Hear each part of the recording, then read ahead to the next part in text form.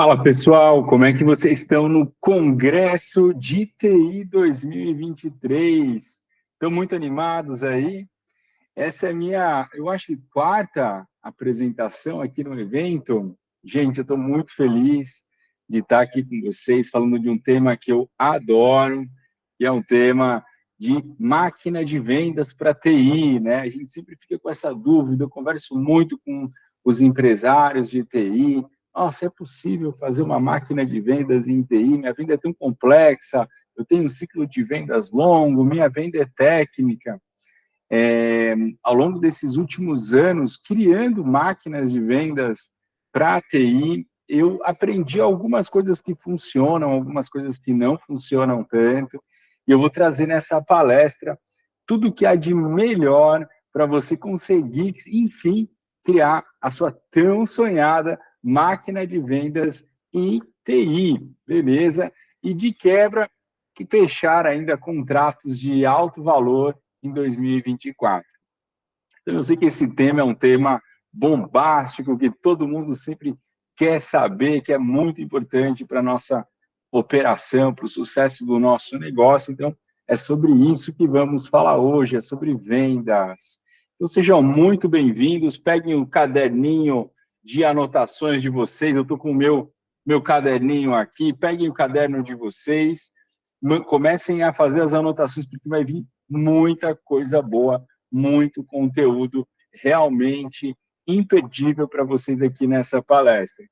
E está curtindo o conteúdo, quer me marcar, quer postar essa palestra aí nas suas redes sociais, no Instagram, no LinkedIn, pode printar aqui se você está no celular ou tirar uma foto se você está no computador, me marque, é @Danilo Conde em todas as redes sociais. Se não estamos conectados também no LinkedIn, vai lá, se conecta comigo e bora trocar essa ideia, que eu tenho certeza que tem muito assunto para a gente falar sobre máquina de vendas.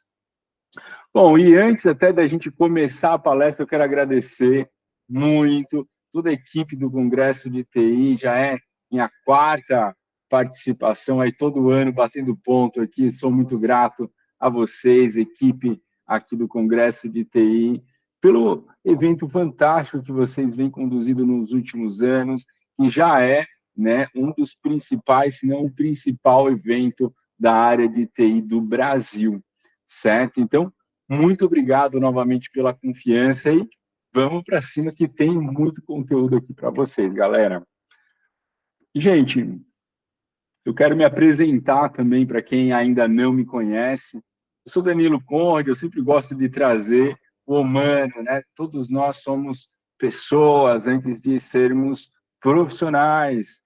Então, contar um pouquinho sobre mim, eu sou marido, né, da Amanda, sou esposo da Amanda, sou pai do Heitor e da Cecília, tenho 2 crianças, uma menina aí de 8 meses, talvez 9 meses agora, vocês que vão ver a gravação dessa palestra. Heitor também já tem 10 anos aí, um menino incrível, geek, né, apaixonado por games, sou tarado aí por vendas e growth em TI, pelo menos aí já tem quase 10 anos, né, que eu faço growth, faço vendas, estudo hacks, LinkedIn, formas de gerar lead para o segmento de TI, né, software, B2B, são minhas paixões realmente. Eu faria isso de graça, realmente, sou apaixonado por isso, estudo muito. Eu fundei uma das principais consultorias aí do Brasil no segmento, que é a Sales Hackers. Fiz toda a jornada do empreendedor, fundei, escalei, fiz franquias, vendi esse negócio. Então, é muito bacana, né, ter tido a oportunidade de ser franqueador, um negócio de serviço, que é um baita desafio. Acho que é um capítulo à parte, a gente pode conversar sobre isso num outro momento.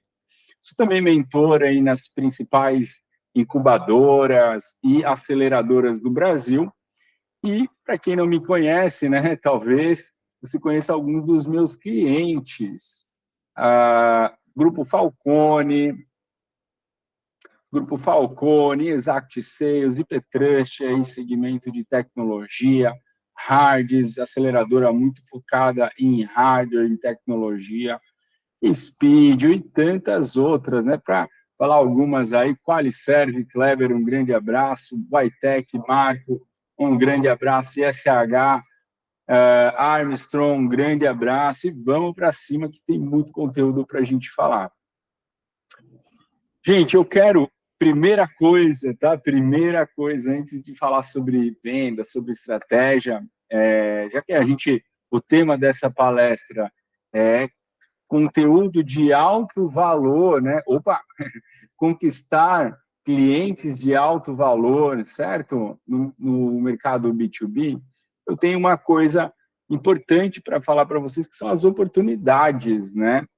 Olha, eu não sei se vocês estão sabendo disso, mas vai ser um dos principais anos da TI, da cloud, e muita empresa no Brasil, principalmente, que ainda não estava no modelo de cloud, que vai estar adotando, ferramentas de colaboração, 365, Google, enfim, tudo isso vai estar bombando, né? Algumas pesquisas que eu trouxe para vocês aqui para essa palestra. Primeira coisa, 90% das empresas planejam adotar um modelo híbrido, né? Então, abrindo um grande espaço para ferramentas de colaboração, estratégias de colaboração, consultorias, workshop, enfim, isso que impacta, né, o design organizacional para que os negócios possam trabalhar nesse modelo híbrido, né? Segundo o McKinsey, 83% das empresas enfrentam desafios nas integrações de sistemas. Então, fica essa questão, né? Pô, um torque, ferramentas de automação, de RPA, ferramentas de integração que integrem, que façam essa gestão de uma forma um pouco mais fácil e proativa para as empresas. Ataques cibernéticos, né? Aqui eu não encontrei nenhum dado de 2022, mas continua uma grande tendência, né? A proteção contra ataques, segurança, seguro digital, gente, uma coisa que está crescendo muito. Eu vejo as empresas buscando cada vez mais não só se proteger, mas também em caso de algum ataque, né? Poxa, estar assegurado, né? Tanto do ponto de vista da jurídica, de coberturas, de proteções, até a própria indenização, eventualmente, por um vazamento de dados de LGPD. Hoje já existem seguros que cobrem isso, e a gente vai falar isso um pouco depois. Vocês podem também buscar diferenciais na oferta de vocês, trazendo uma oferta de seguro cibernético acoplada também às ofertas de TI, isso é muito bacana. Mais de 50% das empresas migrarão para uma estratégia de nuvem híbrida até 2024. Então, não só a cloud, necessariamente, mas alguma questão de nuvem híbrida, isso também está muito em alta. E gastos com IA e automação atingirão 110 bilhões de dólares em 2024. Né? Então, se você ainda não está olhando a IA, não está olhando a automação, tem um mercado muito grande, né? A gente vê pelos amigos aí que trabalham com Office 365, a Microsoft fazendo um grande movimento aí nesse sentido, Google também fazendo outros movimentos aí para ganho de produtividade com inteligência artificial. Da mesma forma, a gente vê outras ferramentas aí, aplicações já em segurança, etc., também utilizando inteligência artificial. Então, eu quero primeiro fazer esse parênteses, esse recorte com vocês aqui da palestra, para a gente olhar todo mundo aqui na direção certa e olhar para as coisas que o mercado está apontando para a gente como pontos importantes. Gente, mas a gente está falando de máquina de vendas de TI, então eu quero clarificar para vocês o que é uma máquina de vendas antes da gente entrar realmente na parte de operação, como é que funciona. Bom, se para você é um conceito novo, eu trouxe esse desenho para exemplificar o que é, então, uma máquina de vendas do ponto de vista um pouco mais prático, ok? O que acontece? Toda empresa tem alguns canais de aquisição. Você pode ter um principal e você vai ter outros que são, digamos, auxiliares, né? O que é um canal de aquisição aqui, Danilo? Um canal de aquisição, você pode ter, por exemplo, o seu blog. Se você gera oportunidades através do blog, isso pode ser um canal de aquisição. Anúncio é um outro canal de aquisição. Você faz prospecção ativa, você faz outbound, é um outro canal de aquisição. Você faz, de repente, eventos, né? Você investe em evento, você faz palestra, pega a lista, entra em contato, são canais de aquisição diferentes.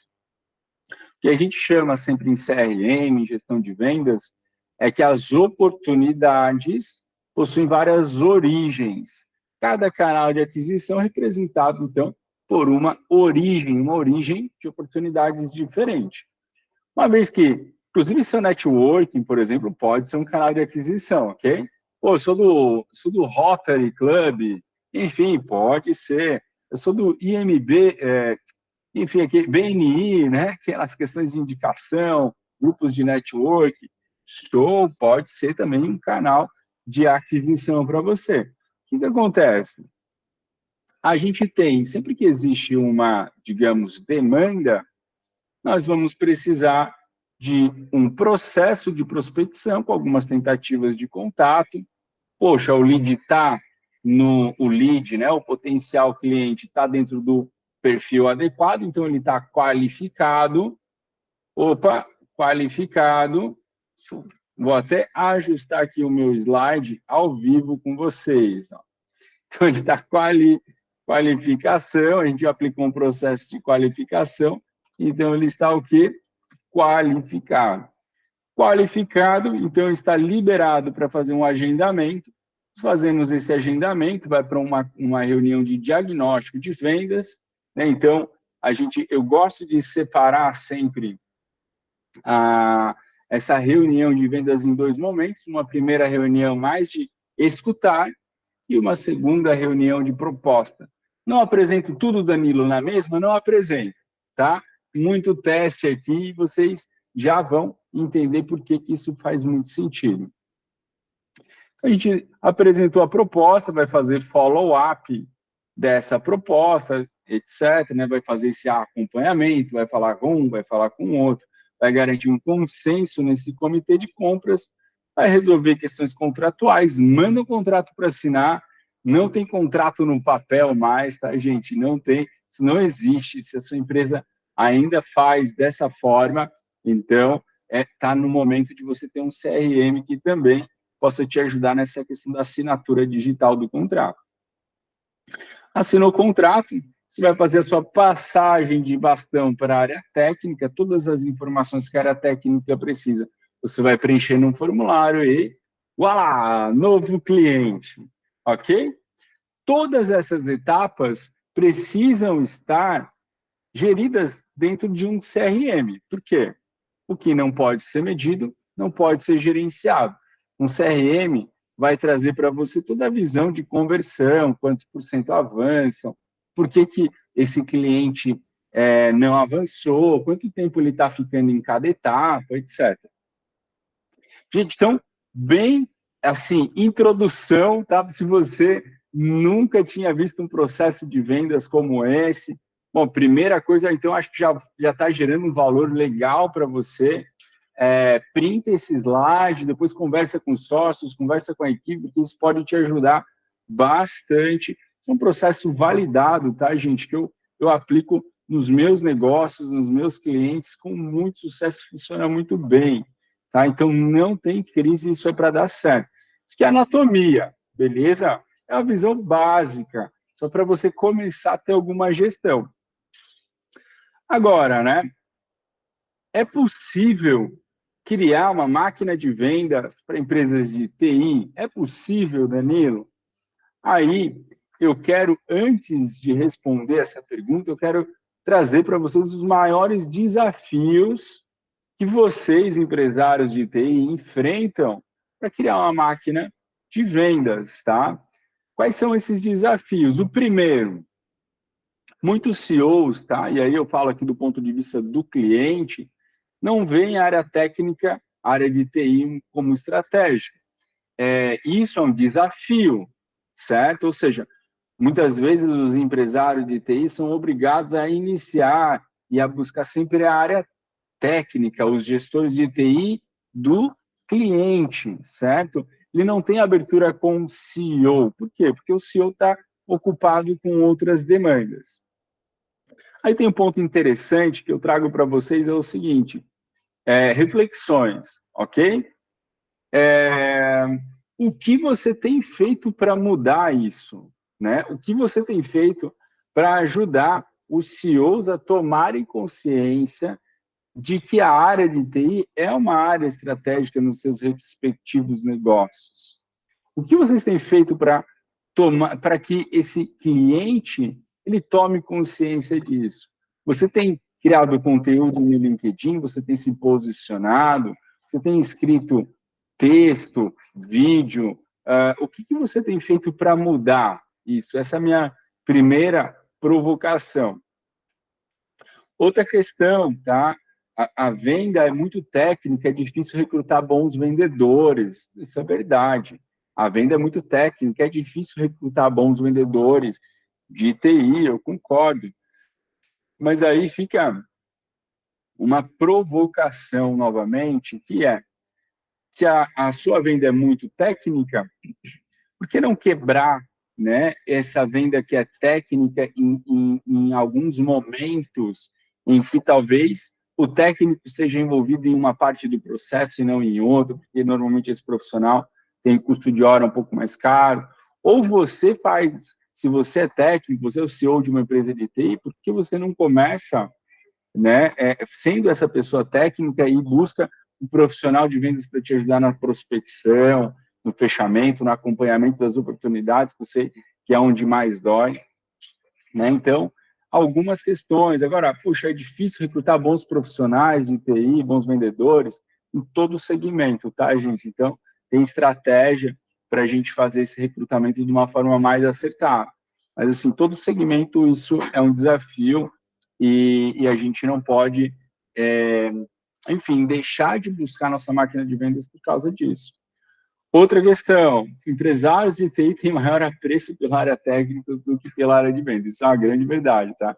Eu converso com muitos amigos que são empresários, um até super conhecido, da maior parte, Marco Lagoa, CEO da Tech, ele fala para mim assim, Danilo, eu não sei vender, mas é um cara que vende aí muitos milhões todo ano, né? Ele fala, cara, eu vendo porque eu não sei vender, então eu já me coloco com assim, direto, papo reto, tal, vou na dor do cliente, ou seja, cara, você está vendendo, né? Então você sabe vender, né? Por que não ter esse apreço pela área comercial da mesma forma como vocês têm pela área técnica? Aqui, olha que interessante, tem uma parte dos desafios estão no mercado e outra parte dos desafios estão dos próprios profissionais de TI. Então, aqui eu faço minha provocação, porque se vocês não mudarem uma chavinha na cabeça de vocês, de que venda é tão importante quanto a área técnica, né? Tem até aquela máxima, ou você vende, ou você ajuda a vender. Cara, se você é área técnica, você ajuda a vender, porque não existe empresa que não venda. Uma empresa que não vende, a gente quebra. Mês que vem, um grande cliente sai, putz, como é que fica? Nem dormir direito o empresário consegue dormir, porque tem conta para pagar, tem folha, tem tudo. Então, cara, não tem como a gente evitar a área comercial, isso é impossível. E claro, né, muitos não têm esse apreço pela área comercial, etc., até porque não sabem como criar um processo comercial repetível. Sempre que a gente não sabe, a gente acaba prorrogando, a gente acaba inventando desculpas, né, ou procrastinando, a gente vai para as tarefas que a gente se sente mais confiante, mais confortável. Então, isso que eu não quero que vocês façam essa palestra, tem o objetivo de mudar isso. Olha, e para você que tá nos acompanhando aqui, se você não sabia criar um processo comercial para TI, cara, ó, printa esse slide, você já tem o seu processo comercial para TI, ok? Bom, então, agora, enfim, né, afinal, é possível criar uma máquina de vendas para empresas de TI? E a minha resposta é sim, é possível você criar uma máquina de vendas aí no teu negócio, certo? Super, enfim, não vou dizer que é tranquilo, que é fácil, mas existe um caminho e é muito possível. Dá um pouquinho de trabalho, mas os benefícios valem muito a pena. Bom, e aí, só que se você não tem nada, se você está sozinho na sua área comercial, saiba que isso é uma montanha que você vai subir, você vai ter bastante trabalho aí, né? Então, eu gosto de dizer que essa máquina de vendas, ela tem pelo menos três principais estágios, que são o momento de validação, né? O que é um momento de validação? É quando você ainda não tem um processo validado, você está em busca dessa validação, até que você consiga fazer o processo de vendas e tal, de forma manual, com pouca automação e tal, vai validando os templates, o próprio sócio, né, os próprios sócios são normalmente a equipe comercial nesse momento, eles estão validando. Eu recomendo que o dono, né, que o empresário, ele faça as primeiras prospecções, as primeiras vendas e tal, porque aí você vai aprendendo as objeções, vai vendo o que funciona, o que não funciona, vai melhorando os templates. Quando você já está com um processo, eu posso afirmar, repetível, você repete o processo, que a coisa está dando menos trabalho operacional, assim, você está pensando menos para executar aquela tarefa, porque você já tem os templates, então está na hora de você começar a trazer um time, entrar na fase de tração. Por que eu botei aqui CAC maior na fase de validação? CAC, para quem não sabe, é o custo de aquisição do cliente. É uma métrica que a gente usa para saber se a nossa área comercial está sendo bem eficiente, no sentido, conseguindo trazer boas vendas, né, bastante resultado com pouco custo, ou se está tendo mais custo. Então, o que eu gosto de dizer é o seguinte: no começo, né, quanto que é a tua hora, sócio? É caríssima, a hora mais cara da empresa. Então, naturalmente, o teu custo de aquisição de cliente, se você vai estar nessa operação, se você vai estar tocando isso no início, vai ser mais alto. Você concorda? E uma vez que você já está conseguindo entrar numa fase de tração, eu estou colocando aqui ROI igual a 1. O que quer dizer ROI igual a 1? Quer dizer que praticamente você vai reinvestir, né, o que você tem de resultado. Uma área comercial, você vai contratar, por exemplo, ali dois BDRs, dois SDRs, que são aquelas pessoas que fazem a prospecção, né? Então, duas pessoas focadas em prospecção e uma pessoa para fechar, ou você mesmo faz o fechamento, né? Então, fazendo esse papel de apresentação de proposta, follow-up e tal. Olha, normalmente o ciclo de vendas em TI ele vai durar 2, 3 meses para a gente pegar um ciclo de vendas assim médio, tá? Então você vai estar pagando salário para essa galera, né? Às vezes no primeiro mês você ainda não tem o payback do que você investiu. Estou colocando aqui para você começar a ter uma noção de que, olha, no início, né? Você pagando os custos da sua máquina de vendas ali, só que está aumentando o faturamento, né? Até break-even, até você conseguir ter o payback desse primeiro investimento, cara, show de bola. A gente está querendo tracionar, beleza? Agora tracionamos, a nossa operação já está começando a ficar redondinha ali, 3, 4 meses, 5, 6 meses e tal, dependendo do seu ciclo de vendas, dependendo se você já tem um processo, acertou na contratação das pessoas. Então, você vai entrar na fase de escala e aí sim você vai reduzir esse CAC, que vai ter um ROI muito maior. Então, para cada um desses momentos, você vai ter estratégias um pouquinho diferentes, tá? Não vou entrar em detalhe aqui, porque eu tenho pouquíssimo tempo nessa palestra, são só 40 minutos. Então, se você tem alguma dúvida, quer entrar em mais detalhes, depois eu até faço o convite para você entrar em contato comigo no meu LinkedIn, Danilo Conde, me manda um convite de conexão, fala, olha, Danilo, vi sua palestra no Congresso de TI, muito bacana, isso, aquilo, e fiquei com essa dúvida aqui. Me manda que eu, com certeza, vou responder a todos vocês, ok? Gente, e aí, para nós fecharmos esse primeiro ponto, o que é o mínimo, então, né, que a gente precisa para criar uma máquina de vendas? O mínimo, beleza? O mínimo. Então, segura o print aí, porque você vai sair desse slide com tudo que você precisa para criar essa máquina de vendas. Primeira coisa, a gente precisa de uma lista de empresas dentro do seu perfil de cliente ideal. Então, você tem que conseguir criar uma lista, ok? A gente vai precisar de uma cadência de atividades de prospecção.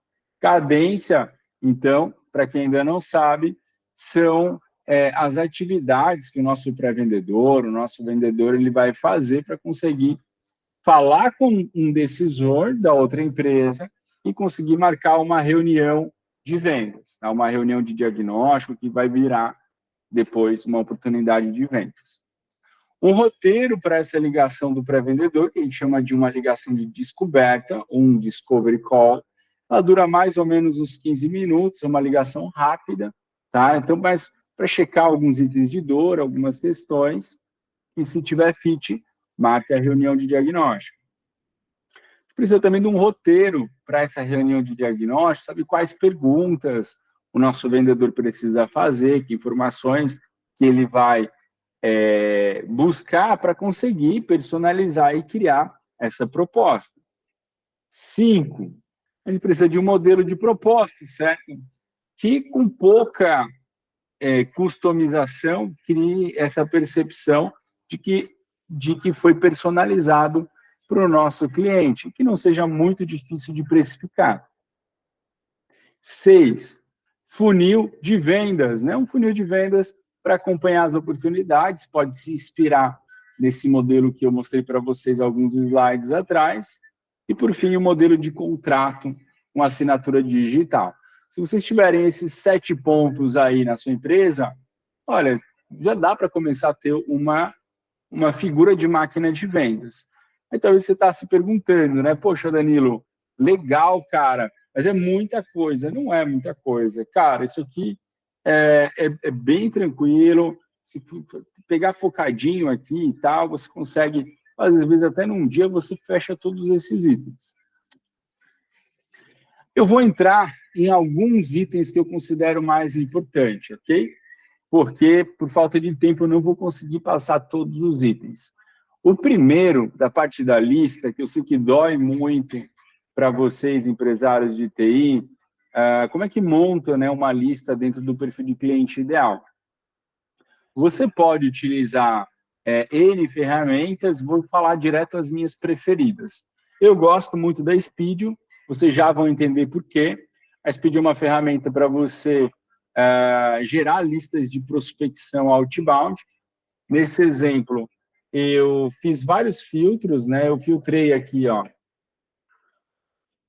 que o meu perfil de cliente ideal está na área administrativa e comercial de empresas de telecom entre 100 e 500 funcionários e faturamento entre 5 e 300 milhões. Olha que legal. Me trouxe 92 empresas ativas com essas características. Todas as empresas aqui me trouxe um resumo também desse mercado. Então, aqui, por exemplo, 78% 78 das 92 tem telefones, 82 tem e-mail, tem 7.372 decisores relacionados a essas empresas, tem um total aí de 13.718 funcionários somando todas elas, 35 dessas empresas estão com dívidas abertas. Aí vamos continuar olhando aqui, olha que legal.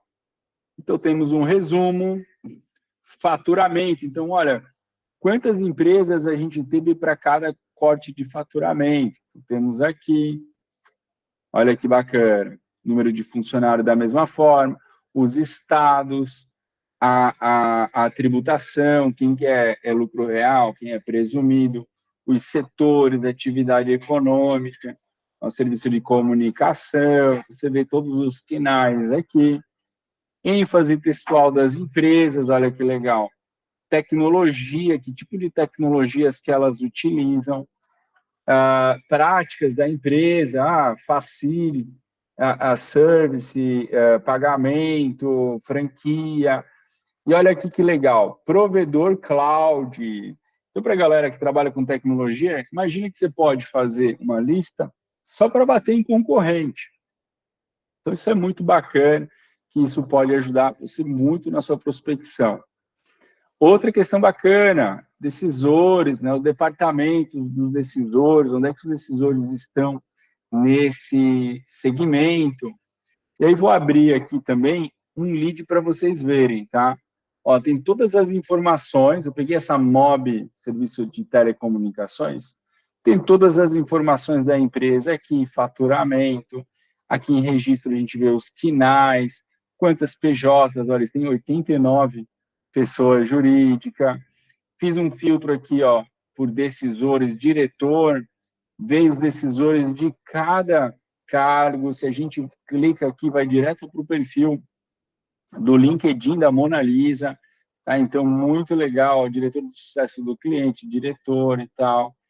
A gente tem em quadros adicionais vários outros filtros, inclusive processos jurídicos, né? Então, quem trabalha aí com processos jurídicos tem esse filtro muito fácil, muito legal.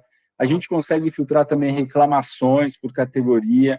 Olha que legal. Então, provedores, serviço de internet. Então, tem muita reclamação. Se a sua solução pode ajudar com algumas dessas reclamações, por exemplo, não encontrei problema, problema com o site, enfim, você pode buscar e personalizar sua abordagem para isso.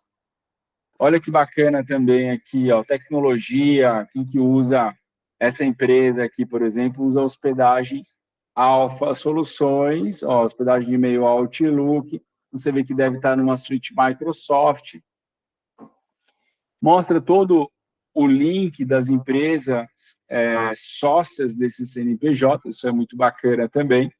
Vou deixar um link para você agora pegar 50 leads grátis. Então, se você acha que a Speedio pode te ajudar, pega agora o celular rapidamente, ó, que eu tenho poucos segundos aqui, tira uma foto, tira um print, vai aqui, faz o cadastro rapidinho, e você pode não só buscar, como exportar 50 leads, ver se faz sentido para você, e já, quem sabe, aí se você converter 10% dessa lista, você já não tem seus 5 primeiros clientes aí para 2024.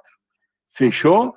Pegou? Olha aí, ó, último segundo, pegou? Então, bora lá, vamos para cima. Outra ferramenta fantástica para você gerar os leads são o LinkedIn. Números do LinkedIn. 43% consideram uma boa fonte de informação para compra B2B. Os compradores estão lá, tá? Inclusive para serviço de TI, para serviço, enfim, toda a área de tecnologia está lá. 33% tomadores de decisão, B2B, usam o LinkedIn para fazer suas pesquisas antes de realizar uma compra. 2/3, olha só como o público do LinkedIn é qualificado, né? 2/3 tem diploma universitário, 3/5 desejam interagir com empresas cujos produtos estão interessados. Então, se alguém está interessado no teu produto, vai no LinkedIn, não te vê lá, você não é ninguém na rede, pô, já é um ponto negativo para você. 3/4 consideram uma boa fonte de informações para empresa, sobre insights, sobre empresas, para ter insights sobre empresas para 2024, ok? Então, enfim, uma ferramenta realmente fantástica, e é aqui que a gente consegue fazer muitos filtros também. Vou mostrar nesse exemplo, no Sales Navigator, tá? Inclusive, vou liberar para vocês 2 meses grátis de Sales Navigator, tá? Já vou explicar como é que funciona. Mas repara aqui, ó, eu fiz um filtro por número de funcionário, Brasil, Eu posso filtrar aqui ainda, por exemplo, o setor, segmento, se é uma conexão de outra pessoa, de um cliente atual, né? Se já conhece um cliente atual meu, posso pedir uma indicação, enfim. Não vou conseguir entrar no detalhe aqui do detalhe, como eu gostaria para vocês, mas saibam que a ferramenta ela ainda pode trabalhar com regras booleanas, AND, OR e NOT, trazendo uma lista hiper qualificada. Tá? Então, é uma das melhores ferramentas para você conseguir gerar sua lista de prospecção. E aí, se você quer, né, 2 meses grátis de Sales Navigator, só me manda lá no LinkedIn, ó, Danilo, vi sua palestra no Congresso e quero 2 meses grátis. Então, me avisa, porque você tem que se conectar comigo, e aí eu vou conseguir achar você aqui como conexão de primeiro grau e vou convidar, tá? Então, faz me manda essa mensagem que, sem problemas, eu vou lá e convido você para receber essa demonstração do Sales Navigator do LinkedIn. É a ferramenta de vendas do LinkedIn. Galera, estamos nos encaminhando para o finalmente aqui. Segundo ponto importante, cadência de vendas com prospecção, de prospecção com templates. Muito importante, por quê? Porque a maior parte dos vendedores não fazem follow-up. Vocês sabem por vocês. Quando foi a última vez que o CRM de vocês, o funil de vocês, ficou bonito, organizado, com todas as atividades certinho, sem nada atrasado, e o follow-up, o próximo passo, agendado para todas as oportunidades? Cara, se tem alguém aqui nesse contexto, está de parabéns. Ó, eu bato palma, eu tiro o chapéu, tudo. Mas não é a verdade. Só 12% faz mais do que 3 follow-up. Resultado, você com certeza poderia faturar o dobro ou o triplo só em fazer algumas tentativas de contato a mais. Por quê? Porque a gente sabe que o comprador, né, principalmente o B2B, ele vai precisar de mais de 8 follow-ups, e a gente que faz prospecção, eu tenho várias cadências de prospecção, rodando com vários clientes, e assim, muitas vezes o cliente responde a última e compra. Ele não respondeu ao primeiro dia, primeira, segunda, terceira, quarta. Aí, quando você manda a última falando assim, cara, eu não vou mais tentar falar com você, minha última tentativa, ele responde, opa, não é nada disso que você está pensando, eu sim tenho interesse, vamos conversar semana que vem? É isso, gente, infelizmente, é assim que são os compradores, tá bom? E a gente, quando é comprador, a gente também é assim, então tem que pegar leve com eles, só que a nossa cadência de prospecção, ela tem que o quê? Trabalhar em mais de um canal, olha aqui, ó, LinkedIn, e-mail e ligação, em intervalos ordenados, com copies específicas para cada dia. Senão você está perdendo receita. Mais uma coisa, tá? Vocês, todo mundo, são B2B, certo? Por que se eu estou tentando vender para uma empresa, a pessoa que eu estou tentando falar não me respondeu, eu desisto da empresa? Não é um contrassenso? Então, pare e pense comigo. Se você está tentando bater na porta de uma empresa, ninguém te respondeu, nosso cliente é a empresa, não é a pessoa. Então, o que a gente faz? A gente bate em outra porta. A gente não desiste da empresa. Só isso, cara, só isso já pode mudar radicalmente o teu resultado de vendas. Olha lá o teu CRM, olha por que você perde os negócios. A maior parte das vezes a gente perde porque o cliente some. E muitas vezes ele some porque a gente está com a cadência errada, com a cópia errada, a gente não está batendo no cargo certo. Quando a gente chega no cargo certo, a gente não é respondido, a gente desiste da empresa. Então, tem alguma coisa errada na parte estratégica que você, ajustando rapidamente, seu resultado sobe. Terceiro ponto, roteiro para ligação de descoberta. Gente, por questão de tempo, eu não vou conseguir entrar no roteiro, etc. Mas eu quero dizer para vocês as tendências, tá? Meu papel aqui é apontar para vocês para onde ir. E aí eu quero dizer o seguinte, o roteiro que você for criar, ele precisa ter personalização, tá? Ou seja, ele não pode ser igual para todo mundo. Você tem que ensinar o seu vendedor a pesquisar o LinkedIn, pesquisar a empresa, entender as informações que estão ali e personalizar a sua abordagem. Por exemplo, citando algum elemento que ele viu no site, alguma questão do blog, enfim. Isso é o ideal, tá? Então, personalizar essa abordagem.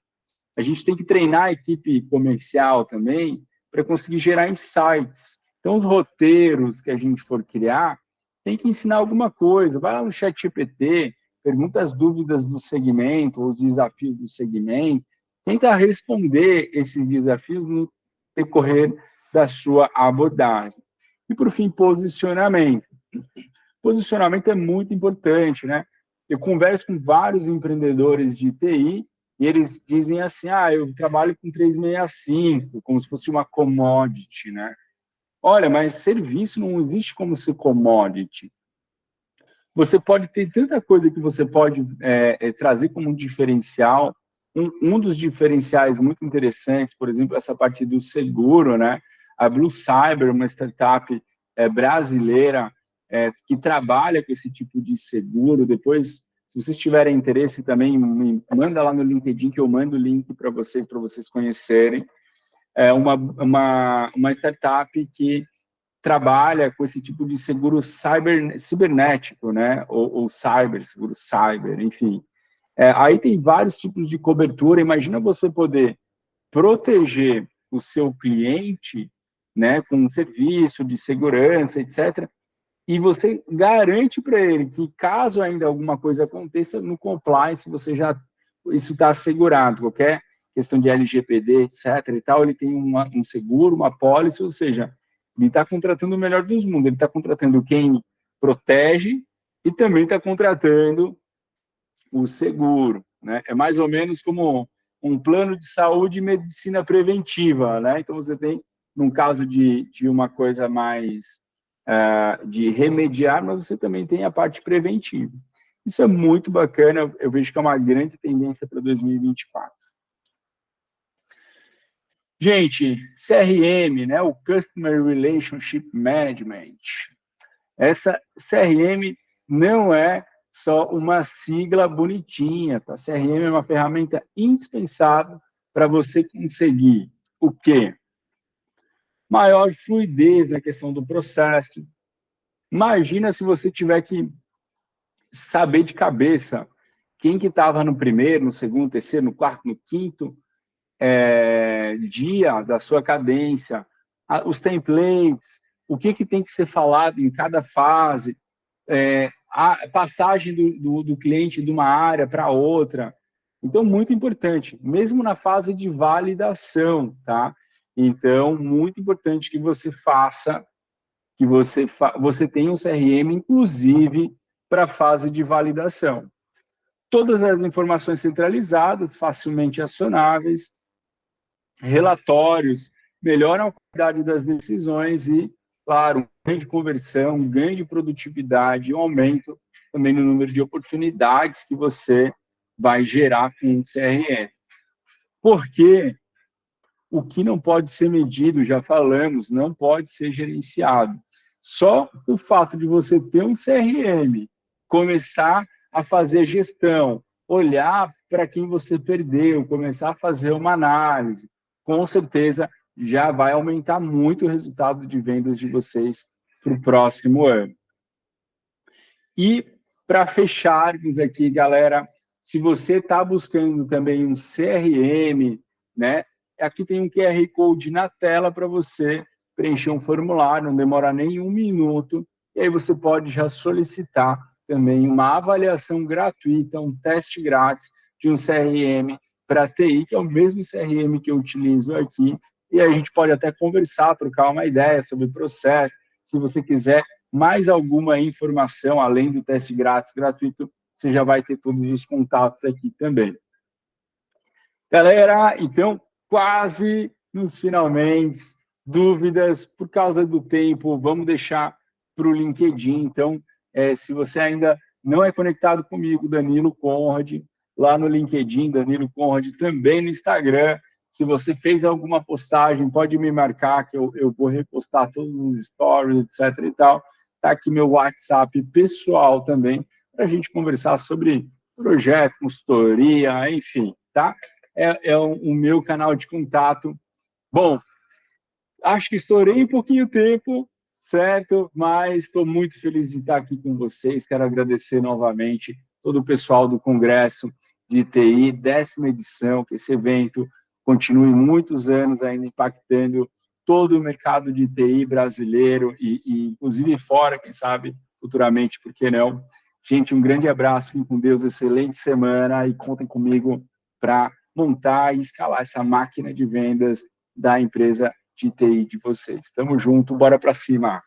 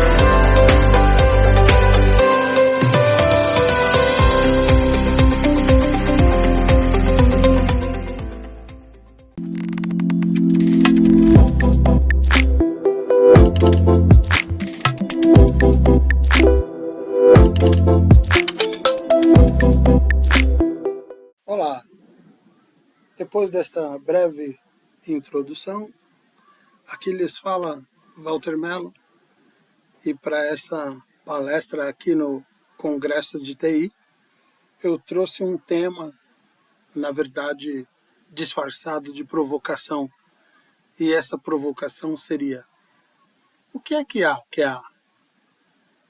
E essa pergunta que ao longo da minha carreira, já se vão aí 26 anos em QA, testes de software, vou dar uma explicada do que se trata esse sentido de se perguntar o que é QA? E vamos lá.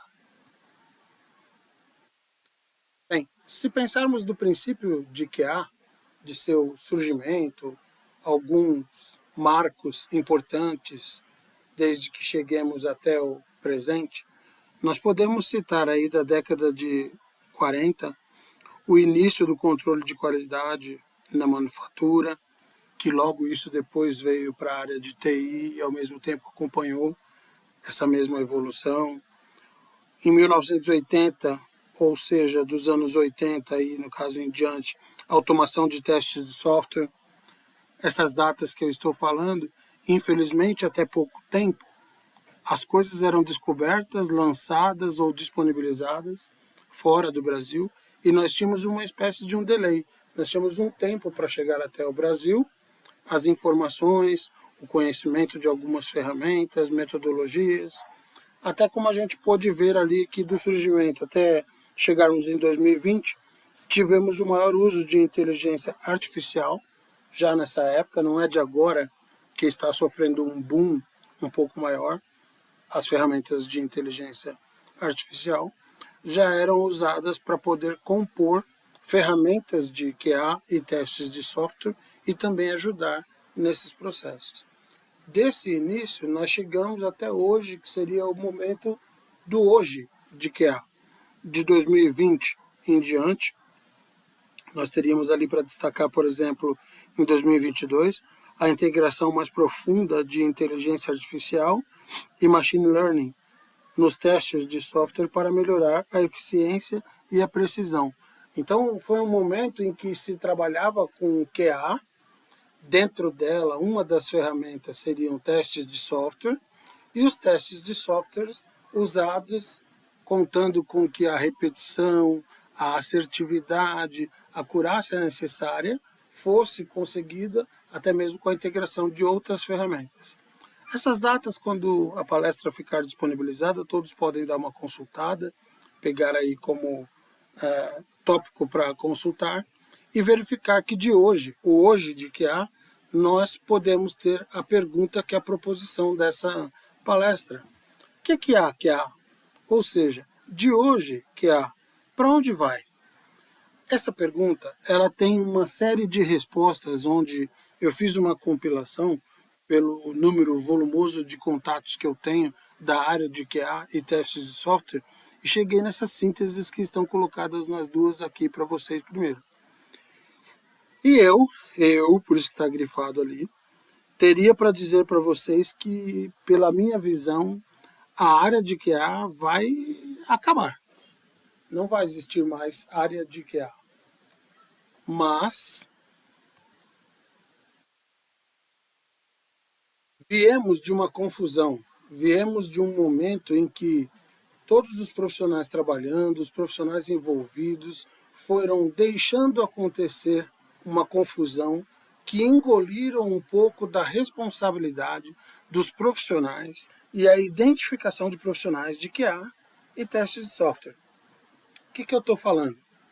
Não é difícil você estar numa squad hoje de um desenvolvimento acompanhando método ágil, alguém dizer que na squad tem um QA. O que é um QA? QA sempre foi Quality Assurance. Como a pessoa pode ser uma garantia da qualidade? Sim, ele trabalha para isso, mas ele não é um QA. Há bastante tempo atrás, nós tínhamos pessoas que atendiam como testers. E simplesmente porque elas não elaboravam casos de testes, cenários de testes, elas eram uma espécie de executores de testes. Então, eram chamados de tester. E ao longo do tempo aí nessa confusão, não se chamou mais de tester. Haviam as pessoas que faziam casos de testes, elaboravam cenários, eram chamados então de analistas. Estavam nesse nível de analista. Analista de QA, analista de testes, por aí vai. Nesse balaio de nomenclaturas, nós temos especialistas, por exemplo, que seriam as pessoas que conhecem do end-to-end do processo de testes dentro de QA e conhece QA como um todo, pelo menos tem noção de todas as partes. Isso seria um especialista e ele não estaria tanto quanto para o gerenciamento, nem de processos, nem de testes, nem de pessoas, mas respondendo a todas as áreas e squads com o seu conhecimento como especialista em testes de software e QA. Aqui com o escrito que está para vocês que eu vou deixar, falando ali, por exemplo, dos clientes que estão mais próximos do SDLC, que seria Software Development Life Cycle, ou Cycle, seria em relação às pessoas que usam esses nomes, usaram e não perceberam que estavam até acabando com alguns nomes de profissionais que existiam. Hoje, se você procura em qualquer site que tenha oportunidades de QA e teste de software, é muito difícil encontrar um arquiteto de testes. Esse profissional já foi muito valorizado, muito importante para os processos de testes e que as suas funções foram passadas para outros profissionais de QA que acabaram fazendo com que sumisse o arquiteto de testes. Ah, Walter, a semana passada eu vi um. Tá bom, então não sumiu. Mas tem bem menos do que era antigamente trabalhado dentro das squads, dentro dos times, na área de QA e testes de software. Agora, uma que eu vou dizer localmente, no Brasil, teoricamente sumiu, foi o gerente de testes, o chamado Test Manager. Eu desafio vocês a encontrarem vagas para dentro do Brasil, não fora, porque fora ainda tem, mas que seja Test Manager, que seja o gerente de testes. Por que isso? As funções de gerente de testes, por causa dessa confusão de não saber quem faz o que em QA, e nas estruturas de propostas de venda de serviço de QA, foram tirando o gerente de testes, porque parte das atividades dele foram para o Project Manager, para o gerente de projeto, parte de outras atividades técnicas foi para os Tech Leads, outra parte foi para os especialistas, e outras partes foram para figuras que são dentro de QA ou fora de QA, mas que fizeram com que um gerente de testes não tivesse mais espaço. Esqueci de falar aí também dos agilistas, que ficaram com uma parte do que o gerente de testes na parte de QA fazia também. Então hoje é muito mais comum ter times, ter squads que trabalhem com outras posições, mas a gente não encontra mais essa figura de gerente de testes ou test manager. Isso é interessante, juntando com a etapa em que eu disse que a confusão para a identificação de profissionais, como eu falei há pouco, pelos nomes utilizados trocados, essas atividades também foram afetadas na área de QA e de testes de software. Muita gente passou a ficar um tanto quanto perdido dentro das squads dos times, sendo profissional de QA. Automatizadores de testes, que foram outras das nomenclaturas que surgiram, a pessoa automatiza testes, mas não sabia se ela tinha que ser responsável pelos casos de testes, a estrutura deles, como estavam grafados, em que ferramenta que estavam usando, se o framework de teste que ele está usando é adequado para aquelas linguagens que estão sendo utilizadas no desenvolvimento, se a integração depois vai ser fácil com um sistema de DevOps.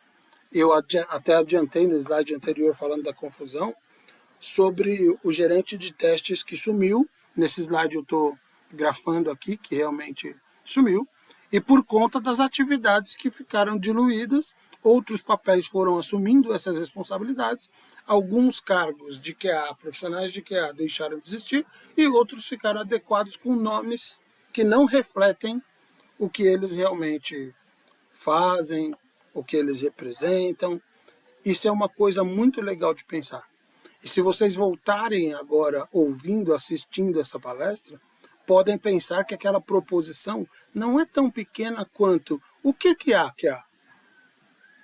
Eu confesso para vocês que trabalhei muitos anos na área de QA, como eu comecei bem do início, quase como estagiário, eu era um trainee dentro de uma área de qualidade e segurança da qualidade. Eu comecei a trabalhar nessa área e fui galgando todas as outras profissões. Foram muitos anos para eu começar a colocar a mão na consciência, na cabeça e pensar, nossa, para onde vai essa área? Eu comecei a trabalhar há tantos anos nela, estou nela há tantos anos. Estou vendo que o presente está da forma que eu estou atuando. Mas para onde vai? O que será? Terá alguma alteração drástica, alguma mudança? E desde então eu comecei a ficar com essa proposição feita e que eu repito para alguns profissionais, quando tenho oportunidade, como agora para vocês. O que há que há? Mas pense, a resposta não pode ser tão simples quanto curta e uma indicação pura. Tem que se analisar muitos aspectos para responder isso. É muito mais abrangente o que há que há. Vivemos e estudamos foi em vão? Eu falei agora há pouco da minha opinião nos slides passados que eu entendo que a área de qualidade, como a gente conhece hoje, vai acabar. Que a gente não vai ter mais essa área de QA dentro de uma estrutura de um processo de desenvolvimento, ali dentro do SDLC. Mas calma. Está ali grafado desse jeito, não é um erro de repetir a palavra. É que eu quero que tenham calma. O que provavelmente acabe e o que eu vejo que vai acabar é a área como conhecemos hoje de Quality Assurance. A nossa área de Quality Assurance já passou por diversas transformações e essa confusão que eu falei de slides anteriores é que nos aportam, nos remetem para essa visão de que a nossa área vai acabar. E essa nossa área que eu digo que vai acabar não é tão desconhecido de todo mundo que está atuando hoje em TI, não. Se a gente aprofundar os caminhos, vai se perceber que tem uma indicação disso.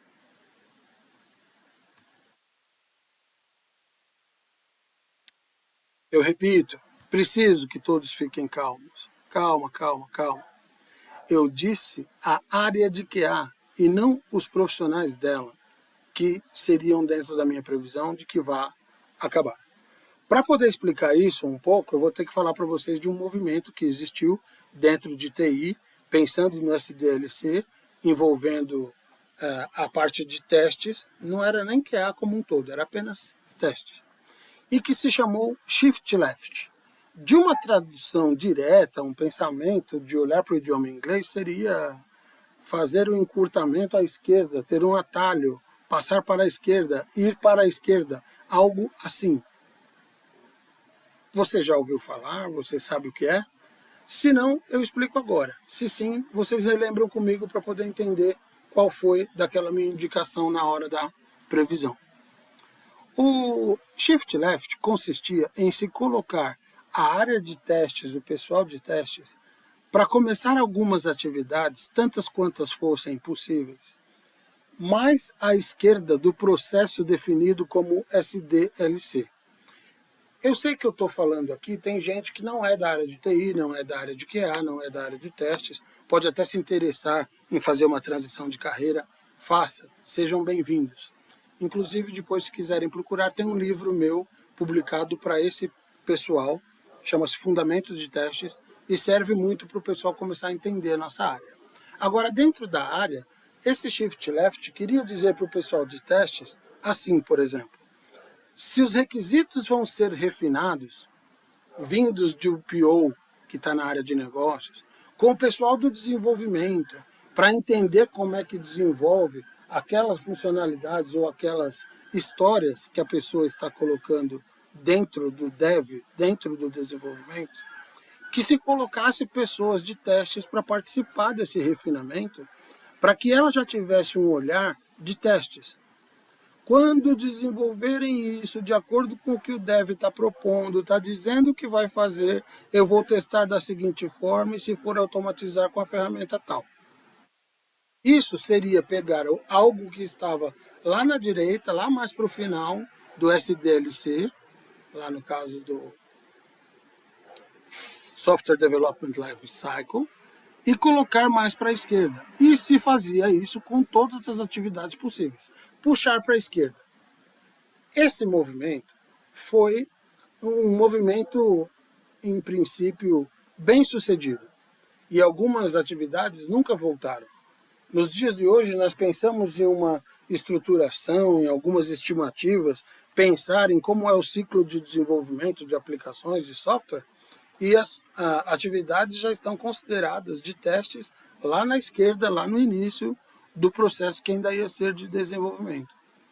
Só que por conta de algumas ou muitas atividades que não podiam ser levadas para a esquerda, não podiam ser levadas para que, no entendimento do pessoal da época do Shift Left, não fossem para a esquerda, parou ali.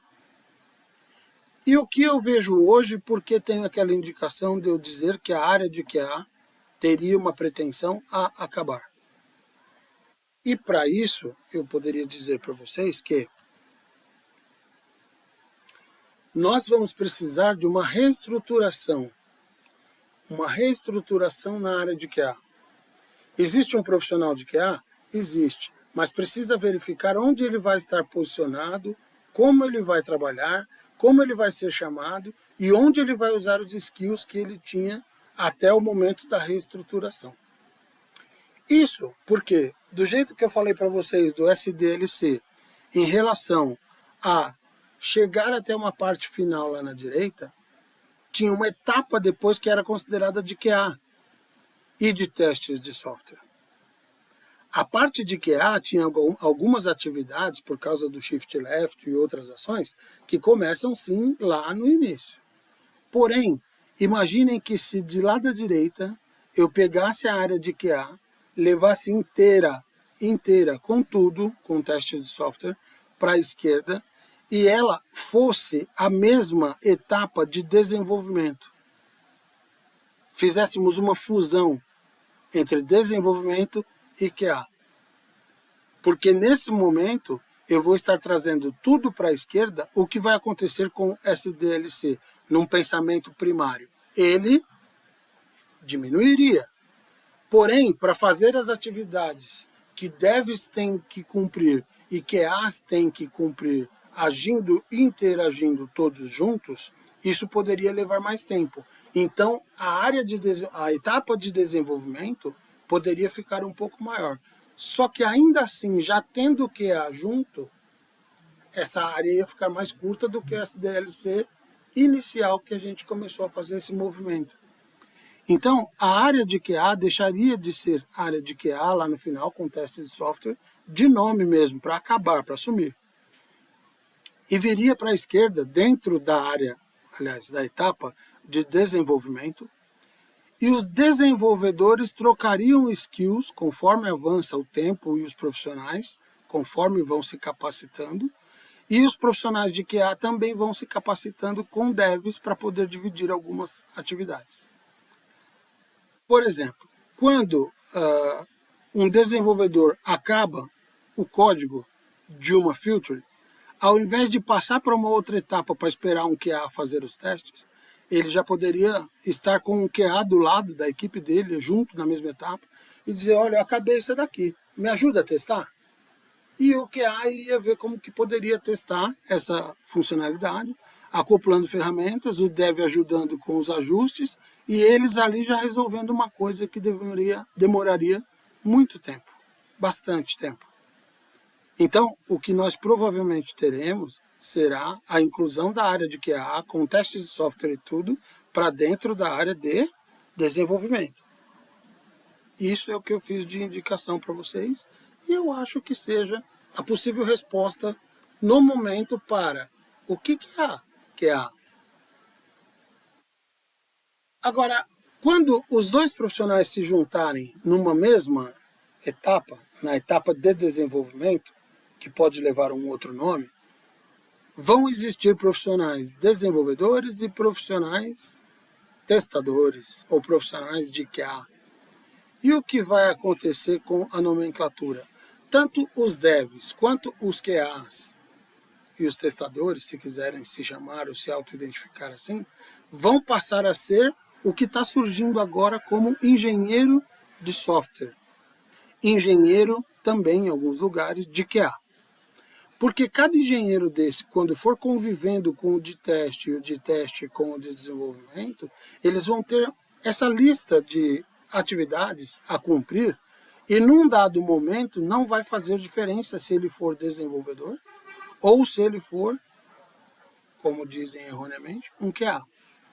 As duas atividades, os dois tipos de atividades serão unidos e esses profissionais serão a composição de profissionais chamados engenheiros de software.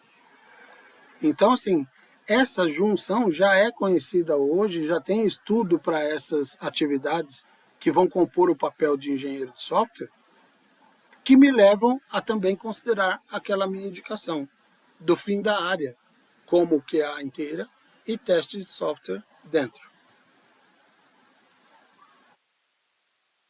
Também aí no caso, dependeremos da direção das empresas. Nem todas as empresas seguirão para o mesmo lado. Logo, essa mudança que eu estou dizendo que eu vejo pode não ser para daqui 1 ano, 5 anos, 10 anos.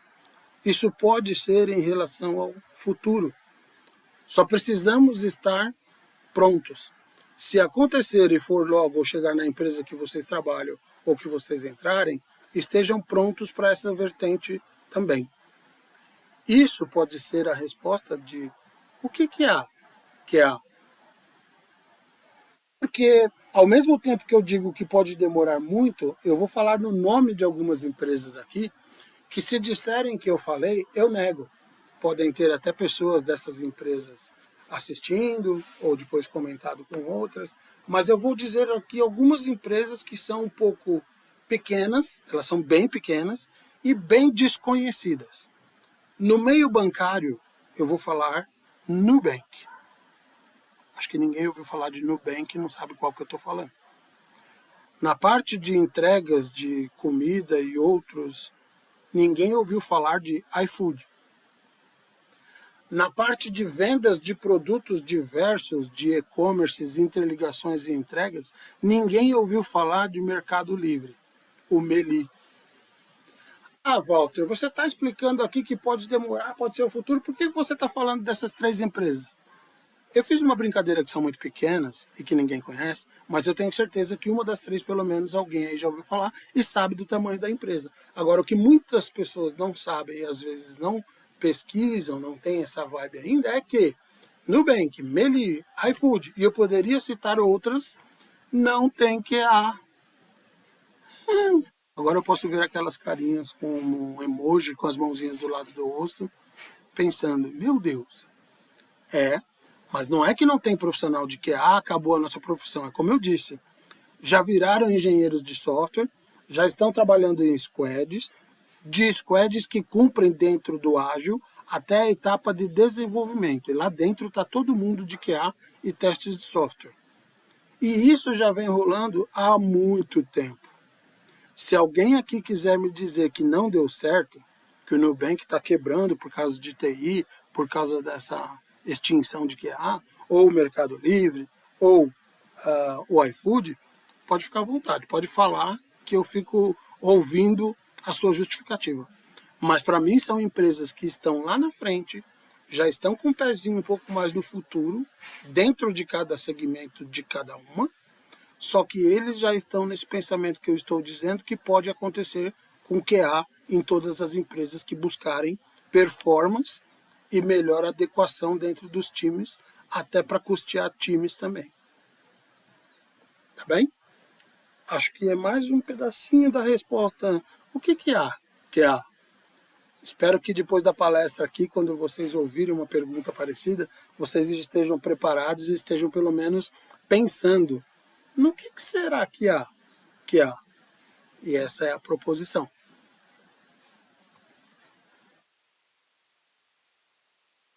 Eu espero mesmo que todos tenham entendido o que há. Agradeço muito o tempo de vocês para que possam ter acompanhado esta palestra.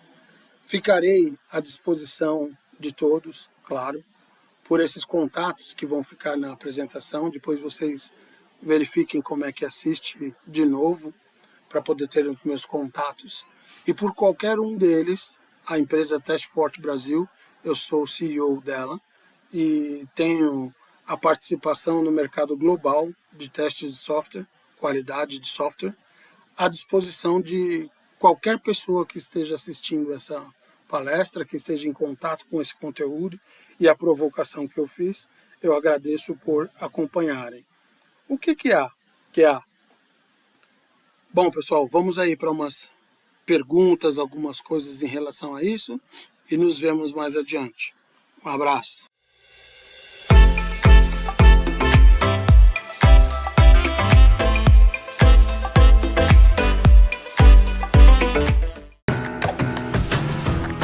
Você sabia que 73% dos cancelamentos de assinaturas são por problemas no atendimento ao cliente? Que as empresas perdem até 20% das vendas por falta de resposta aos consumidores? Ou que os leads atendidos pelo telefone convertem 2 vezes mais que os atendidos via chat? Então você precisa conhecer a NVoIP. Uma plataforma de comunicação por voz, chat e API que ajuda empresas a melhorarem sua comunicação, aumentando as vendas e a satisfação do cliente. Com a NVoIP, você consegue atender seus clientes por chamadas de voz ou por chat dentro da mesma plataforma.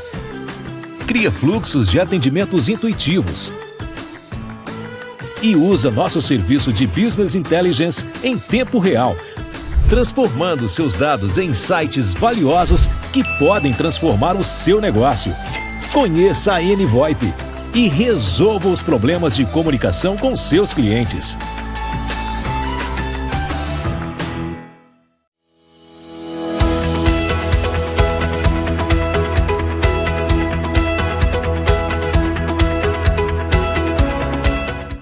Olá, pessoal. Sou Merami Sag e vou falar sobre o futuro profissional de TI. Antes, deixe me apresentar. Então, eu sou um professor universitário, né? Eu estou fazendo atualmente pós-doutorado em psicologia, voltado para a programação neurolinguística, para poder aplicar isso nas empresas, especificamente voltado na área de TI, né? Eu fiz doutorado em engenharia elétrica, mas meu mestrado, doutorado, foi na área de segurança da informação. Eu trabalho há 30 anos na área de educação, tecnologia, especificamente falando de segurança e TI, né? Na parte de segurança, eu trabalhei bastante com gestão de segurança, trabalhei com criptografia, trabalhei com auditoria, né? E também, logo depois da pandemia, comecei a trabalhar com coaching e mentoria, uma área que sempre identifiquei quando estava trabalhando na educação, tanto dentro da sala de aula, dentro das empresas, né? Trabalho, então, como mentor de carreira e tech recruiter. Bom, falando então agora do nosso mercado, né? Se a gente dá uma olhada no mercado, eu trouxe alguns recortes de notícias para a gente comentar, né? A gente vê, por exemplo, nesse caso, layoff de 2023. Demanda por trabalhadores de TI continua em alta, mas precisa se atualizar. Essa é uma novela, pessoal, porque não é só de hoje que a gente vê essa demanda crescente. A gente, na verdade, vê notícias diferentes. Por um lado, nós temos muitas vagas em aberto, por outro lado, nós estamos vendo o pessoal reclamando que falta. Puxa, tem tanta gente desempregada. O que está acontecendo no mercado de TI e o que está acontecendo no mundo? Né? Se a gente olha aqui embaixo, né, nessa notícia, uma pesquisa que foi feita e publicada no Olhar Digital, né, a gente, nesse momento, está com déficit de 530 mil profissionais de TI até 2025. Então, essa escassez, né, está vindo no meio crescente da ausência de perfis pessoal que tem experiência. Então, assim, nós temos as pessoas, né?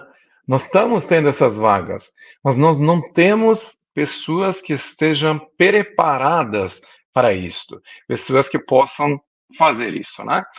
E aí, por que o mercado precisa do futuro profissional de TI? Como todas as outras áreas, né? Quando nós olhamos para os últimos acontecimentos, quando nós percebemos o que aconteceu no mercado, né?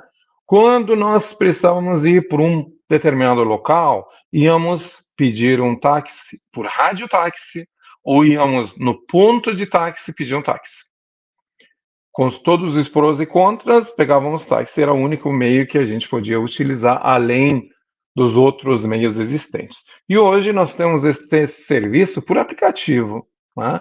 As pessoas que não conseguiram se adequar e se adaptar, os profissionais que não conseguiram se adequar, se adaptar, eles, será que perderam uma fatia do mercado? Perderam e surgiu essa oportunidade para os demais.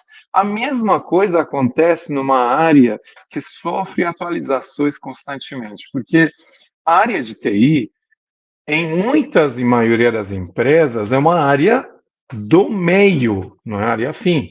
Nós não usamos TI porque somos apaixonados, somos fascinados por TI. Claro, eu me considero apaixonado, me considero fascinado por TI, mas usamos para poder agilizar as coisas. Usamos dentro da empresa porque precisamos usar. E por isso que esse profissional também tem que se modernizar, tem que se atualizar e tem que atender essa necessidade que o mercado tem. Muitos profissionais, em muitas áreas, gostavam de trabalhar de forma individualizada, gostavam de fazer da forma que eles achavam.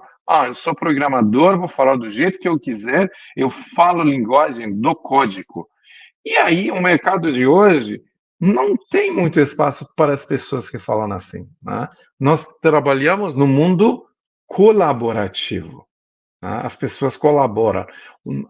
Por meio da pandemia, nós conseguimos ver como é tão fácil quebrar as barreiras.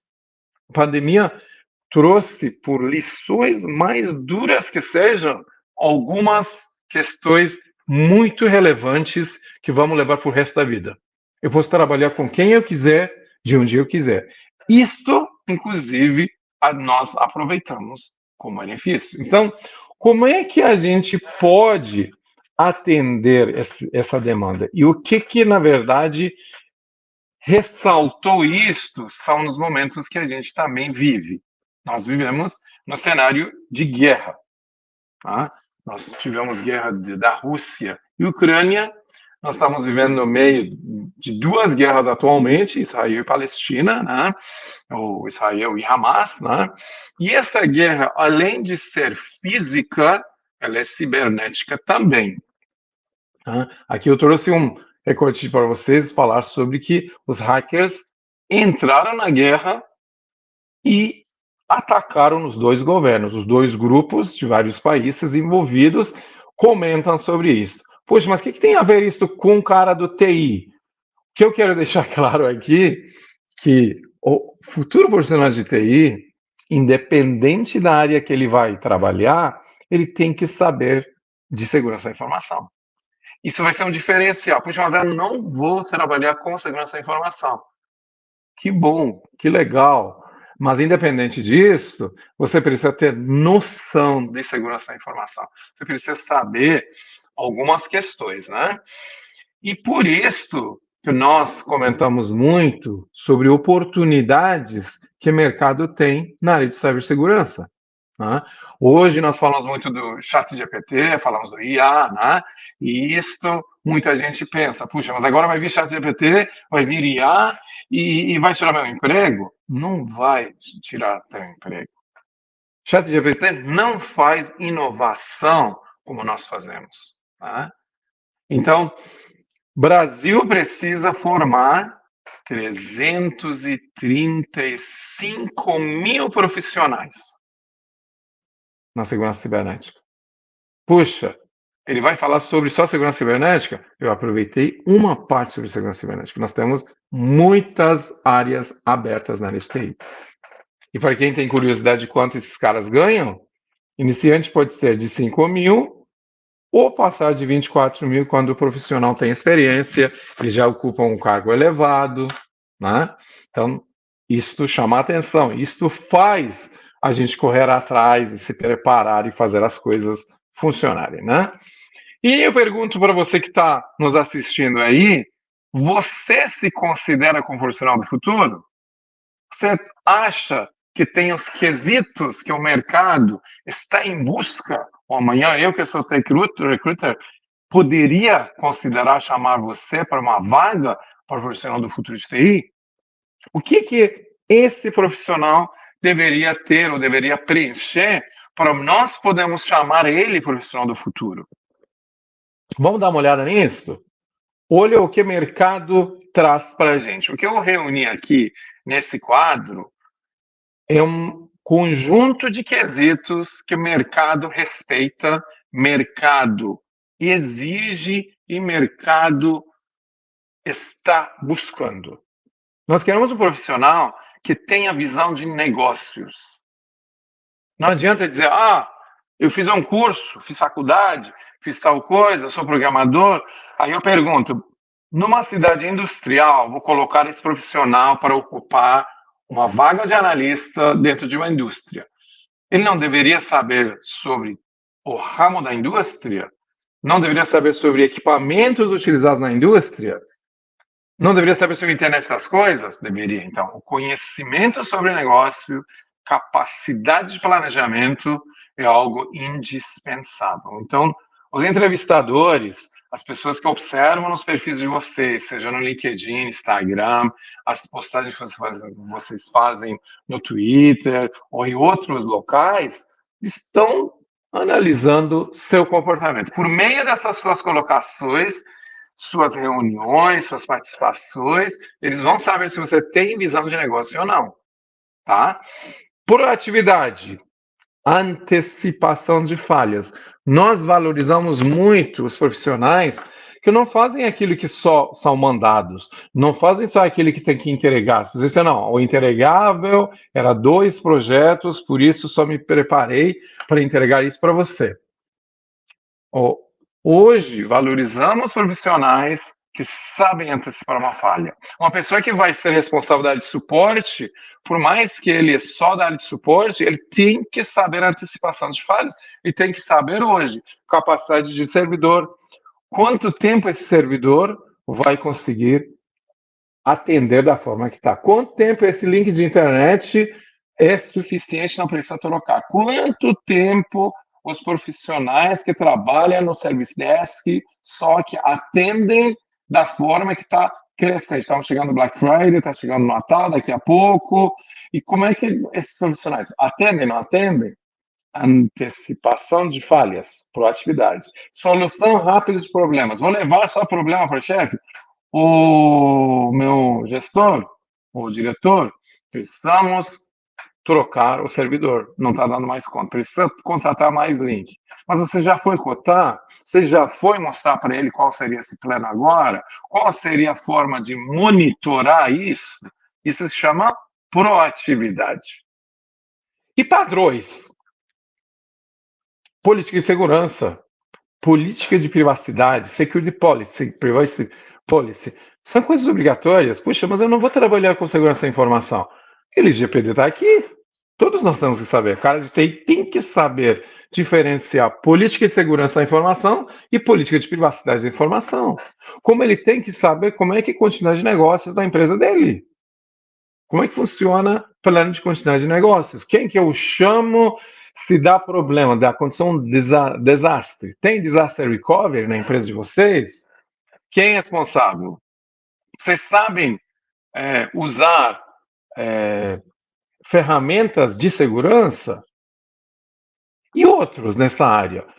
Empresas que têm certificação de alguma norma de ISO, como 9.000, 14.000, 31.000, essas normas também a pessoa precisa saber.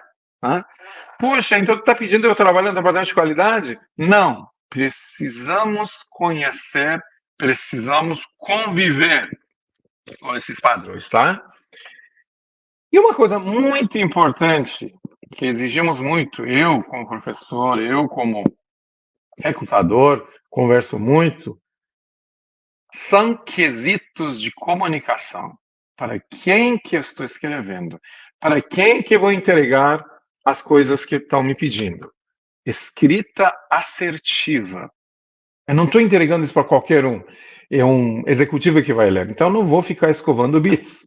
Deu problema na parte de rede, pediram para me fazer um parecer. Quando eu quero comentar com equipe de TI, eu escrevo na linguagem deles. Olha, deu timeout, link deu problema, equipamento de monitoramento parou, nós temos que trocar mais monitorizáveis, temos que fazer isso, aquilo, tal. Você está falando uma linguagem técnica compreensível pela equipe de TI. E aí, teu relatório é um relatório de cunho técnico. Para o executivo da empresa, o que importa? Que o link não está dando conta e você precisa adquirir novo link. Então, linguagem clara e não técnica, orientado para o público-alvo. E quando nós temos que trazer soluções, como eu falei antes, solução de problemas, né? Nós temos que ser muito claro de cada solução que nós estamos apresentando, prós e contras dessas soluções. Senão, parece que eu estou querendo vender algo para alguém. E a pessoa que tem essa responsabilidade, ele não está vendendo, ele está apresentando as soluções. Isso é algo que não podemos esquecer, né? Atualidades em tecnologia, novas soluções e ferramentas, eu sempre, como profissional do futuro, tem que estar em busca de novas tecnologias. Drones.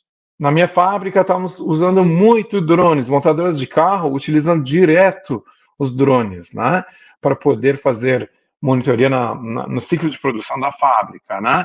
Internet industrial das coisas, Big Data, realidade virtual, Business Intelligence e inteligência artificial. Alguns desses itens não são novos. Mas por que coloquei com atualidade? Porque da forma que nós empregamos, são novos. Hoje existe uma febre alta utilizar IA em tudo. IA existe há muitos anos. Eu fiz meu trabalho de conclusão de curso voltada para IA. Isso, sei lá, 30 anos atrás, mais ou menos. Só que há aplicações novas, né? E outra questão é a adaptação ao home office. Sabe que qualquer um sabe trabalhar home office, certo? Vamos comentar um pouco sobre isso mais adiante. E computação móvel, né? Hoje, as empresas trabalham muito, em vez de trabalharem com PDAs e outros tipos de dispositivos que eles compravam, com computação móvel. Eles compram tablet, celulares, e a gente precisa entender essas tecnologias, das limitações e essas facilidades por si, eles trazem para a gente questões que aumentam a gestão de riscos. Né? É muito fácil, puxa, tudo está na ponta do meu celular, está tudo ali, só clicando. E da mesma hora que está tudo aqui, a pergunta que às vezes fica, você tem controle sobre dispositivos móveis que saem da sua empresa? A pessoa que está trabalhando como projetista, junto com o dispositivo móvel no parte fabril de uma empresa, saindo do parte fabril, indo uma outra parte, onde ele discutiu questões estratégicas de lançamento de um novo produto, ele leva mesmo o dispositivo móvel para a casa dele? Tem algum bloqueio, rastreamento de questões que estão aí para que não podem ser utilizadas de uma outra forma, porque daqui a pouco alguém pega o celular dele, ou o celular dele cai em mão errada. Como é que fica essa questão? Quais são variáveis que a pessoa aprendeu sobre gestão de riscos? Nós estamos pedindo para que os profissionais de futuro de TI tenham uma noção clara de gestão de riscos, que saibam mitigar riscos. Riscos não é algo que nós podemos eliminar. Se alguém chegar para você e dizer que eu estou eliminando riscos, ele está mentindo para você. Nós convivemos com riscos, mitigamos riscos e amenizamos os riscos. É isso que a gente faz. Tá? E aí entra que aspectos humanos, né? Conscientização. Até que ponto esse profissional é consciente? Até que ponto ele é comprometido? Até que ponto ele sabe trabalhar com conscientização? Porque, de novo, algo que acontece muito no mercado de TI e profissionais de TI, as pessoas são consideradas muitas vezes como gavetões. Ah, esse cara é muito bom, mas ele não é de compartilhar, não é de ensinar, só ele acha que ele é insubstituível, ele é o Deus e ninguém mais vai fazer o que ele faz. Nós não acreditamos mais dessa filosofia de insubstituibilidade. A gente acredita que as pessoas são substituíveis, tá? Então precisamos trabalhar com conscientização, precisamos ter visão holística, precisamos ter uma ideia clara que a empresa é nome apenas com logomarca, com seus slogans, né? Mas o que está dentro dessa empresa é capital intelectual dessa empresa. E a gente precisa valorizar capital intelectual, precisa saber trabalhar em equipe. Esses nós chamamos de aspectos humanos. As empresas estão buscando isso. A empresa que não está buscando isso, meus sentimentos mais profundos, tá? E outras competências que o mercado valoriza muito. Vamos falar primeiro dos mais óbvios, né? Se estou procurando um profissional na área de dev, né? Poxa, esse cara vai ser programador. Óbvio, vou procurar um cara que estudou alguma linguagem de programação, sabe programar, vou ver a experiência dele, né? Isso se chama hard skills. A habilidade técnica que ele tem que ter. Né? Será que essa pessoa é comunicável? Será que essa pessoa consegue conversar com as pessoas? Isso se chama people skill. Tá? É importante no mundo colaborativo, people skill é extremamente importante. Não posso ficar sem people skill. E soft skills são as habilidades que algumas coisas aqui que a gente comentou estão dentro dos soft skills. Tá? Soft skills faz parte dele. Inteligência emocional, por exemplo, poder escutatório, a pessoa que sabe ouvir, a pessoa que tem uma escrita assertiva, uma pessoa que se comunica bem, a pessoa que tem postura, a pessoa que tem empatia com as pessoas. Puxa, Melão, tu está viajando? Não estou viajando. Nós valorizamos muito isso. Tá? Eu cansei de ver currículos quilométricos das pessoas que tiveram certificações, pós-graduações, mas não sabiam lidar com as pessoas, não sabiam escrever, não sabiam se comportar. O que uma empresa vai ganhar com isso? A empresa é a segunda casa das pessoas. A pessoa precisa se sentir bem. A empresa precisa se sentir bem e confiar nessa pessoa que abriu a porta das suas estratégias para ele. Então, essas competências são fundamentais. Sem essas competências, não conseguimos ir adiante. Muito bem. Algumas questões eu separei aqui que são fundamentais. Olha como é legal uma pessoa trabalhar sozinho. Ele faz a hora que ele quer, senta tranquilo ali, está lendo algo que ele fez, está tomando café na caneca preferida, sossegado. Só que a vida dentro das empresas não é dessa forma. A vida dentro das empresas é trabalhar em equipe. Se qualquer componente dessa equipe falhar, pode acontecer um efeito cascata e a equipe falhar.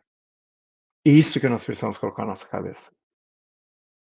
Não posso dizer, não, eu prefiro ser equipe.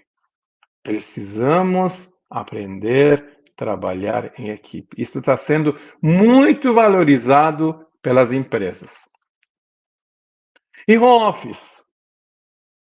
Eu espero as pessoas que estão nos assistindo não tenham seu home office dessa forma. Porque fica muito difícil trabalhar dessa forma, né? Eu faço tudo aqui pelo jeito. Eu estou comendo, lendo, tentando trabalhar e tem o resto das outras coisas que eu já fiz, com outros lembretes daí. Será que tem espaço ainda para eu poder trabalhar? Será que a pessoa consegue se achar no meio dessa desorganização? Eu não vou mostrar para vocês a minha mesa, não deve ser muito mais organizada que essa, tá? Mas o que eu quero dizer com isso para vocês, que quando nós trabalhamos com home office, eu vou falar algumas coisas muito básicas e óbvias, mas que às vezes a gente precisa relembrar. Obviamente o monitor precisa estar ligado. Muitas vezes, algumas pessoas perguntam, será que tem que ligar o monitor? Aí eu pergunto, se você vai dentro de uma empresa, numa reunião de trabalho, você botar uma caixinha na sua cabeça? Você cobre seu rosto? Não, né? Então, o contato visual é importante, especialmente quando nós falamos a questão de home office, onde nós não temos um ambiente batizado chamado empresa, precisamos usar isso, precisamos manter foco, precisamos usar ferramentas que nos façam manter foco, precisamos manter postura, né? Usar gestos, usar corretamente voz, fazer gestos corporais corretamente. Isso faz toda a diferença para trabalhar no home office. Isso aumenta a credibilidade daquele profissional que está correndo atrás de uma vaga. Né? Se essa pessoa deposita confiança nele primeiro e coloca tudo isso, o recrutador, essas pessoas que estão em busca para levar numa empresa que tem tantas vagas abertas, eles conseguem levar ele mais a sério. Puxa, essa pessoa me pareceu muita segurança. De novo, gente, não é currículo técnico que importa. Currículo técnico você faz cursos, aprende. Nós precisamos ter pessoas nas quais podemos confiar. Precisamos ter pessoas nas quais identificamos capacidade cognitiva de aprendizagem. Isso não é uma coisa tão simples. Isso é uma coisa que às vezes demora, tá? Então, gestos, voz, o corpo são muito importantes quando a gente está falando com home office, né? E aí eu deixei um recadinho ali chamado muito cuidado com officeless, porque pessoas que não conseguem trabalhar em casa, ou pessoas que às vezes estão em viagem, eles usam outros ambientes como se fosse seu escritório. Eles vão para um barzinho, uma padaria, sentam num canto e, beleza, aqui tô... Aí diz a pessoa, desculpe que eu tô num barzinho aqui e tal. Uma vez, outra vez, tudo bem. Mas que cuidado que a gente tem que ter num officeless? Será que você vai falar dos segredos do negócio se fosse uma reunião estratégica? Você vai fazer uma reunião estratégica numa padaria? Porque daqui a pouco você pode falar questões que você não deveria falar. Então, os cuidados com Officeless podem comprometer o nome da empresa, comprometer a qualidade da negociação, comprometer credibilidade e a imagem da empresa. São questões extremamente importantes. Nós não podemos esquecer essas questões, tá? E agora que nós falamos sobre isso, para nós podermos chegar lá, nós precisamos fazer alguns esforços, né? E eu pergunto de você, quanto você está disposto para investir no seu futuro promissor? Para poder se tornar, né? Quanto? Essa é uma pergunta que nós temos que ter clareza para responder, né? Muito bom. Eu trouxe aqui uma imagem que mostra algo sobre pós-graduação, né? Esses são os dados de 2022 do semestre, onde mostra 16% da população brasileira acima de 24 anos tem graduação. Somente 4,5% da população brasileira de 24 anos ou mais tem especialização nível de pós-graduação. Menos de 1%, que seria 0,7%, tem mestrado no Brasil. E menos de 0,5% tem, que seria 0,3%, tem doutorado no Brasil. Veja, pós-graduação é uma das formas que a gente pode se preparar para melhorar para o futuro, para aprimorar, para se atualizar. Mas será que pós-graduação é o único jeito? Vamos ver outras formas que nós podemos fazer, né? Muita gente pergunta, será que faço uma pós-graduação ou faço uma certificação do Google, IBM, Microsoft, outras companhias, ou eu faço cursos livres? Qual é a diferença, né? Pós-graduação, a essência da pós-graduação nunca vai mudar. Então, você faz uma formação de aperfeiçoamento de 180 horas a 360 horas ou mais, e a alicerce daquilo que você aprendeu permanece e você se atualiza aos poucos. Ele não tem data de vencimento, né? Vou fazer uma pós-graduação em banco de dados, vou fazer pós-graduação em segurança da informação, fazer pós-graduação em infraestrutura, em hacking, eu vou fazer pós-graduação em governança de TI. O que você aprender lá sempre vai ficar. Agora, algumas empresas exigem que você tenha certificação. Eu quero ser atendida por um auditor líder que tenha feito certificação 27001. Não adianta você ter pós-graduação nessa área. Para essa determinada atividade, a empresa, seja nacional ou multinacional, está exigindo que você tenha essa certificação. Só que as certificações, embora atendem demandas momentâneas, têm suas validades. E pós-graduação não tem validade. Essa é a diferença de pós-graduação e certificação, falando muito rapidamente. E cursos livres atendem demandas muito específicas. Queria aprender sobre gestão de continuidade de negócios, vou achar uma empresa, uma instituição de ensino que oferece esse curso e vou fazer o curso para aprender. Então, cursos livres, 20 horas, 40 horas, 60 horas. Certificações, pode ser de 20 horas, 40 horas, 60 horas. E pós-graduação, quando eu quero realmente escolher uma carreira. Então, o que eu sugiro para vocês, para quem tem uma experiência há muito tempo, pode fazer uma certificação. Para pegar a sua experiência no formato de comprovatório, que a gente chama de certificação. As pessoas que estão saindo da faculdade, estão em busca de alguma coisa, querem melhorar seus conhecimentos, melhor escolha seria pós-graduação. Tá? Então, esses são o que a gente faz.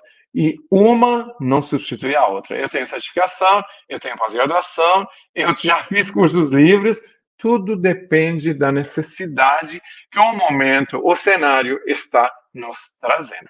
E como é que a gente faz isso acontecer? Primeiro, a gente tem que pensar o seguinte: alguém está te cobrando? Existe uma cobrança externa à tua empresa, aos teus familiares, ou é um sonho pessoal? Você quer se realizar pessoalmente? De 1 a 10, quanto que você acredita que você vai conseguir alcançar esse objetivo. Se realmente você acredita, então você vai achar alguém que seja seu modelo ou sua referência. E aí, quem é essa pessoa? Puxa, eu sempre acompanho uma pessoa lá no Instagram, ou no LinkedIn, ou no Twitter, que me espelho nessa pessoa, uma pessoa dentro da empresa, ou o pai do fulano, eu quero ver como é que essa pessoa chegou. Então, como é que você consegue se ver atingindo? Você consegue se ver atingindo o patamar dessa pessoa? Para isso, então você tem que ter um plano de ação. Aí eu pergunto: você tem plano de ação? Você vai fazer uma pós-graduação, você vai fazer um curso livre, você vai fazer aperfeiçoamento, você definiu uma linha de tempo para concretizar, você definiu o que você vai fazer em 2024. Primeiro semestre de 2024, vou alcançar isso, isso, isso. Definiu um prazo específico, listou essas ferramentas que você precisa usar. Vou usar um curso EAD, ou vou me matricular numa empresa, vou fazer estágio. Precisa fazer isso. E eu acredito, particularmente, em pequenos passos, tá? Você pode ter vários objetivos, mas um passo de cada vez. Para chegar no topo da montanha, nós precisamos passar por uma estrada árdua. Mas vai valer a pena, porque lá em cima a vista é linda, tá? E quais obstáculos que você antecipa no seu caminho?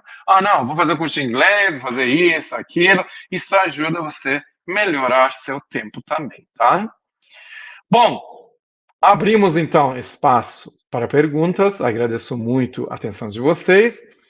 Então, estamos aí. Coloquei meu nome.